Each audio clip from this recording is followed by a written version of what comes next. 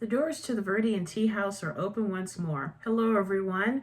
Normally, I would be in Evergreen for the Growing Out West Farmers Market, but due to the rain and everybody else canceling, I just decided to come home. So here I am recording a video, and I feel like it's been a while too.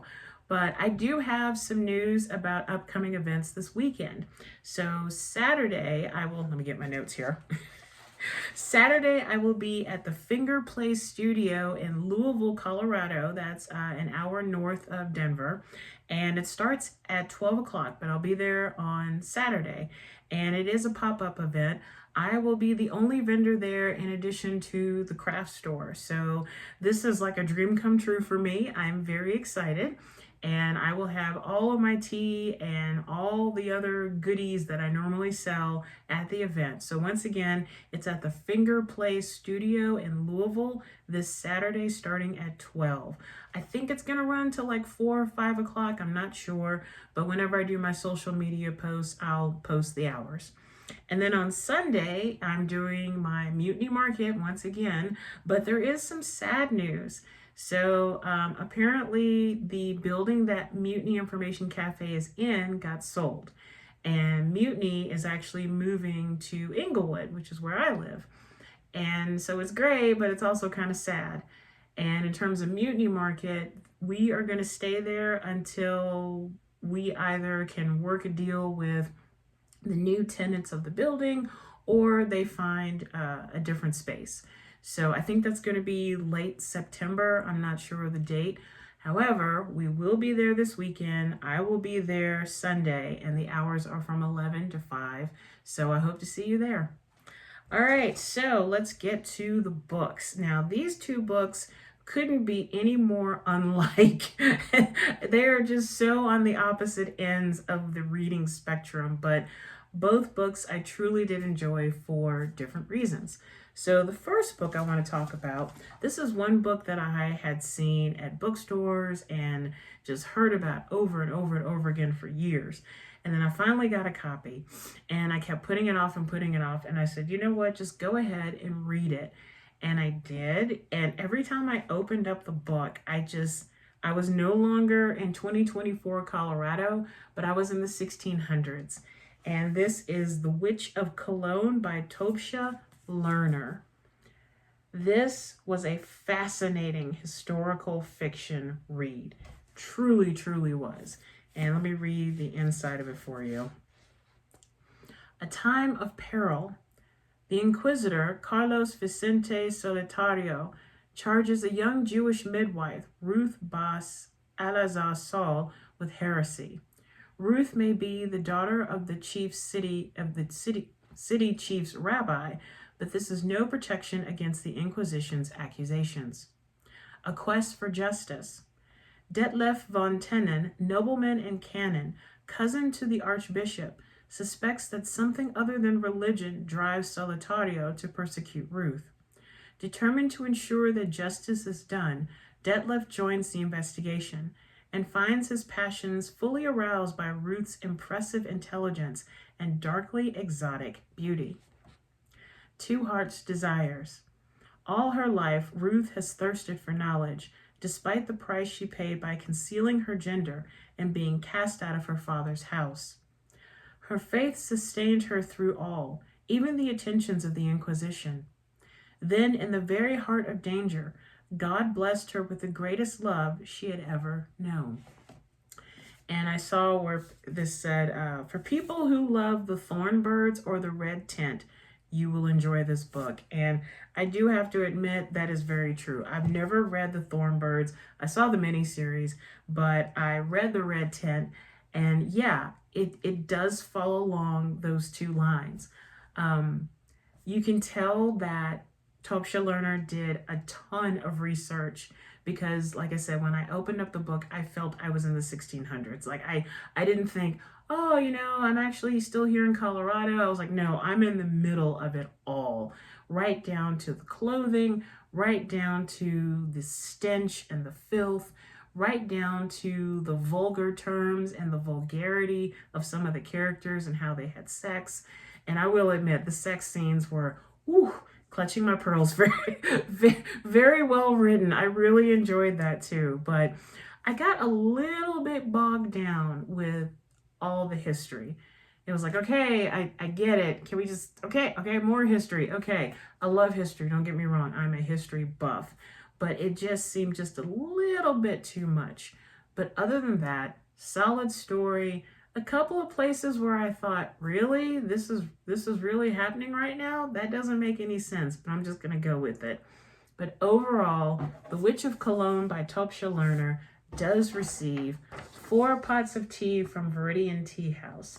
It was a solid historical novel, a couple of loose ends that just really weren't that satisfying, but I felt like I was right there with Ruth and Detlef. And when they finally, I'm not spoiling anything, but when they finally come together, it's like, finally.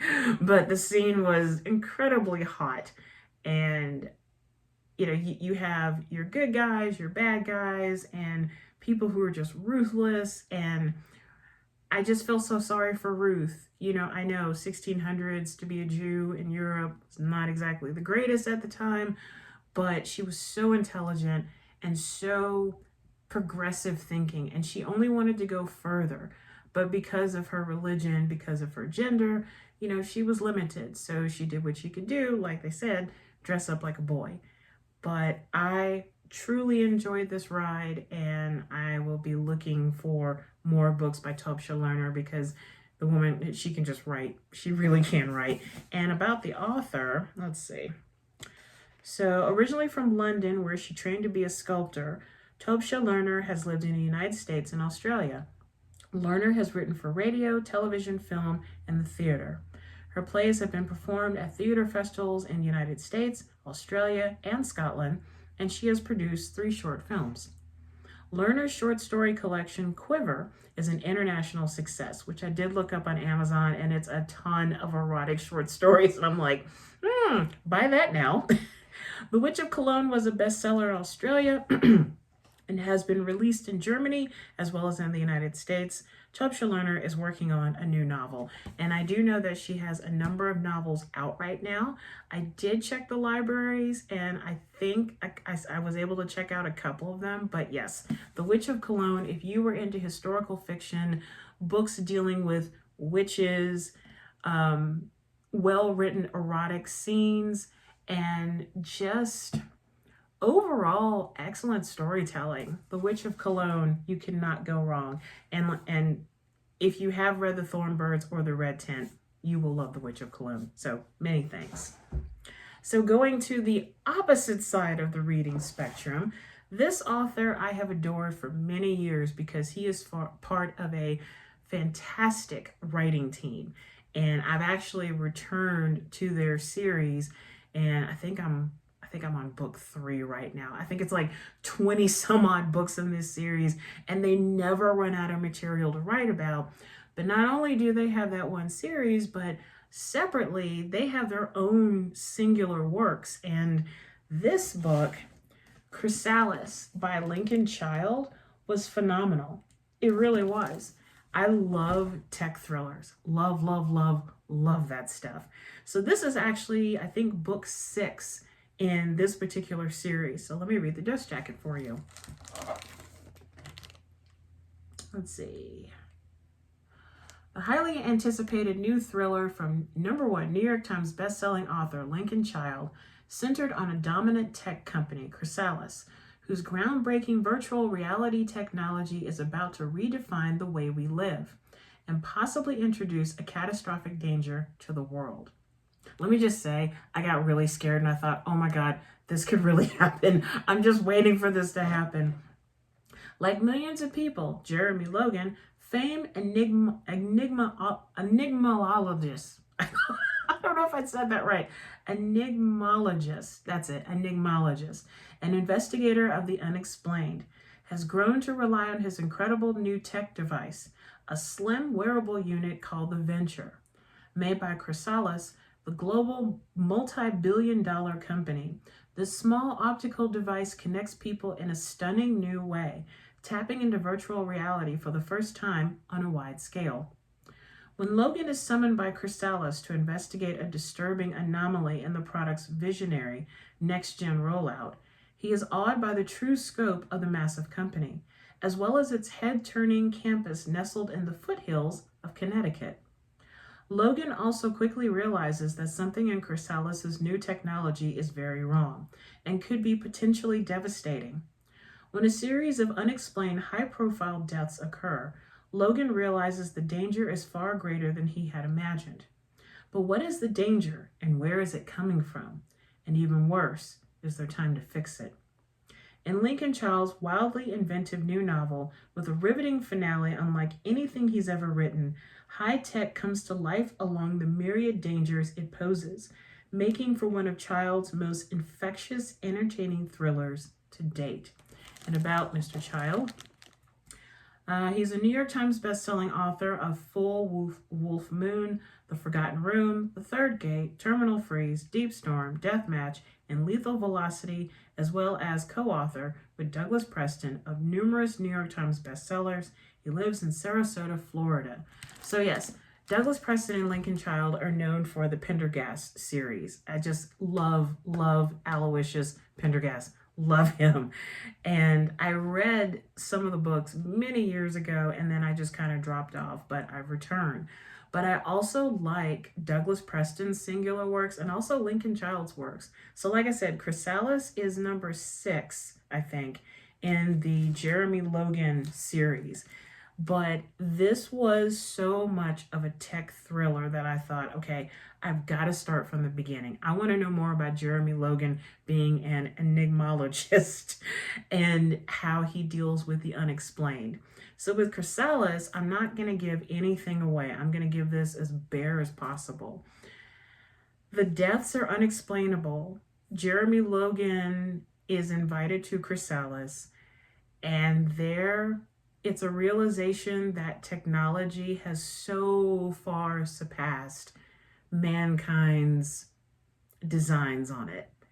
And even I was like, wow, I kind of wish we had this now. And then I followed it up with, give us about 5 more years. We could probably start seeing the beginnings of what Jeremy is dealing with in terms of technology. But it also scared me too, because as the events were happening, like I said jokingly, I could see this happening, and it was kind of terrifying. You know, I'm glued to my cell phone. In fact, I'm recording this video on my cell phone, and to be without it, I feel like I've lost a limb. So to take it like 20 steps beyond that, and you have Chrysalis, but this was high speed, you know, catch your breath, get a glass of water, dive back in. The only problem I had, is that the technological terms went way over my head. And when they were describing how to handle the situation using all this technical jargon, I thought, yes, okay, sure. I'm just nodding my head because I have no idea what they're talking about. Is this stuff even real? And actually, I should have done research to see if any of this is actually being created right now. But yeah, some of the technical jargon went over my head. But other than that, it's strap yourself in. Make sure you don't have anything to do for the next 4 or 5 hours, because you're not going to want to get up from this book. And so Lincoln Child's Chrysalis does receive a solid 4 pots of tea from Viridian Tea House. The only reason why it's not a 5 is because the technical jargon was just so much. Like, you almost get bogged down. Just like with The Witch of Cologne, you got bogged down with some of the historical details. You get kind of bogged down with the technical terms. But other than that, these 2 books are solid, great reads. I've seen it on a t-shirt. A bookmark is for a quitter. You will want to fly through these books and savor every morsel. So many thanks to Tobsha Learner and Lincoln Child for their books. And I cannot wait to, I think the first book in this series is called Deep Storm. So I can't wait to check it out. And of course, I'll review it here at Viridian Tea House. So getting to the tea portion, no review, but this is one of my new blends. So lately, I'm noticing that I've been able to create new blends using like a different tactic about my tea company. and it's been working. You know, I created classical music blend, vinyl lovers blend, and now this newest one is Viridian Mint. So this, if you follow me on social media, you already know, but this was inspired by my love of the Moroccan mint tea. And Moroccan mint tea is a North African treat, and it's basically gunpowder green tea with fresh spearmint leaves and sugar. And there is a certain way to prepare the tea, which if you type in Moroccan mint tea, you will get a plethora of websites on how to prepare your own. So Viridian Mint is my take on it with a little bit of a spin. So the ingredients are sencha tea. I love sencha. Sencha is a wonderful Japanese green tea. And Minnesota mint, which I actually put on the label of ingredients because one of my best friends in the whole world lives in Minnesota. And she reached out to me not too long ago saying, hey, my neighbor has all this mint growing. Do you want it? And I said, yes, I do. So she went through the process of pulling the mint, drying the mint, and she showed me every process through Facebook Messenger. And that really meant a lot to me. And then I received the package. The entire package smelled like mint. I tried it with the sencha tea and sugar, bada bing, bada boom. Wonderful, wonderful Viridian mint tea. But like I said, the ingredients are sencha tea and Minnesota mint. So many thanks to Kathy, Mike, Jax, and Penny for providing the mint in my Viridian mint tea. So from me to you, a nice cup of Viridian mint.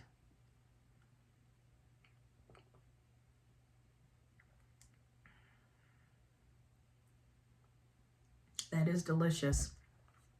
That is very delicious. So I didn't use too much sugar, but I did use some, not enough to stick the spoon straight up in. But I noticed that with the sencha tea, because of the vegetal taste, kind of seaweedy taste, it adds just a little bit something different to this traditional drink.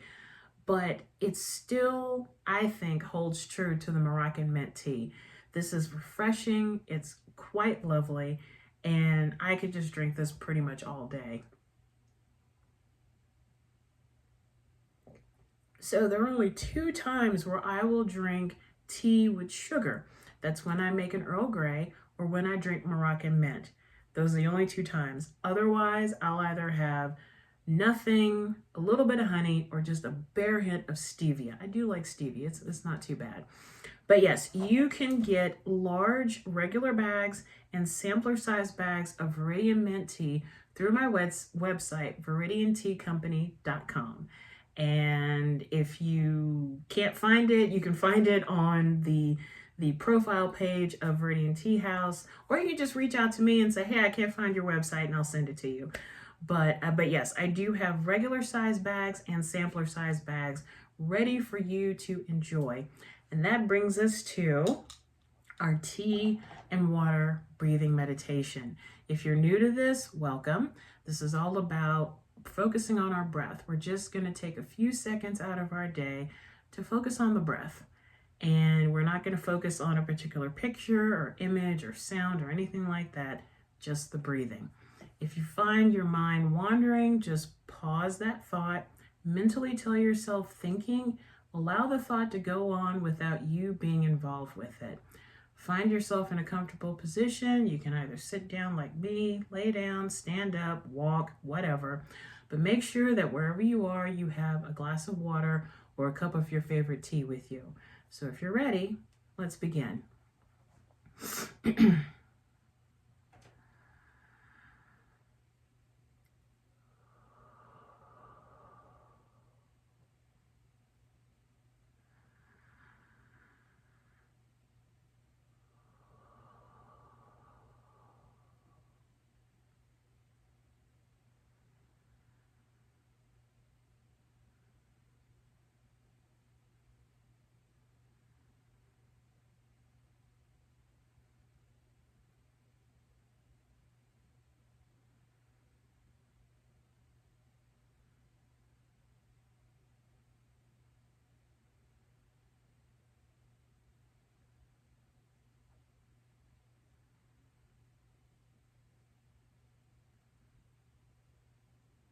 And now let's end this breathing meditation with a deep breath in through the nose and out through the mouth.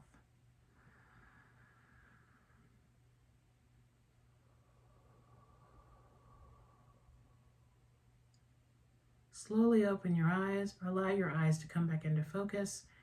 And now let's have a sip of your water or tea.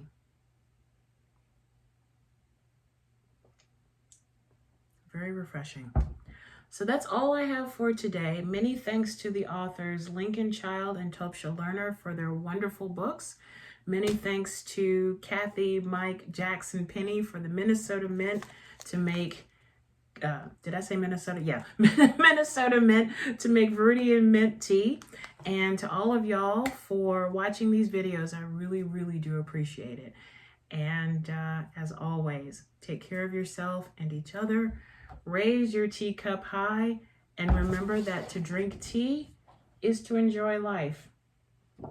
I will see you guys really soon, or maybe at a market sometime in the near future.